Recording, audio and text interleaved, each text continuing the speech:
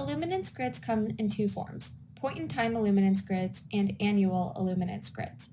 This video is about how to generate point-in-time illuminance grids. Before kicking a simulation off, make sure that the desired illuminance grids are turned on in the left illuminance grid panel.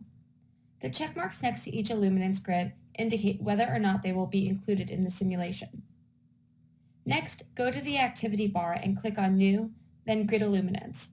You have a few options that you can go through before starting your simulation. The first is quality.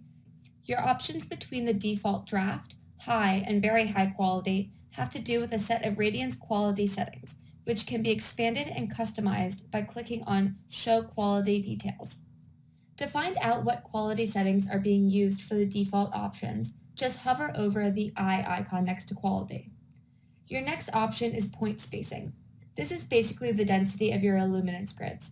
Smaller point spacing will increase the details of your illuminance grids, but will take a little bit longer to compute. You can choose any point spacing, even choosing a custom point spacing. Once you've set your quality and point spacing settings, you can choose the time or times you would like your simulation to run.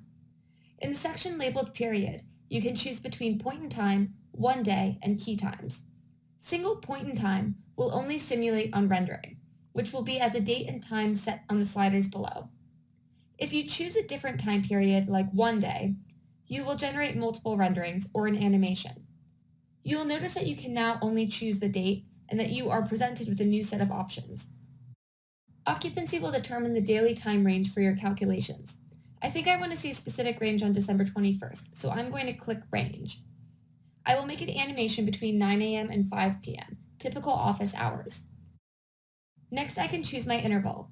A 15-minute interval animation will be a much smoother animation but may take a bit longer to simulate than an hour interval. The other option besides 1 day was key times. These dates jump around to cover important dates throughout the year on the equinox and solstice. Choosing 3 season will simulate results on the 21st of June, September, and December. 4 season will add March to that. I think for this demo, I'm going to just look at 1 day though. Next, choose your sky type. Climate Sky will use weather data based on your model location. You can also choose Always Clear or Always Overcast, which use the CIE sky model. For point-in-time illuminance grids, blinds are automatically turned off.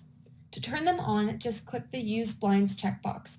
Once turned on, blinds will operate the way that you set them in the Blinds panel on the left toolbar, so either always open, always closed, or dynamic. Next, you can click Start Simulation and view the results you just made.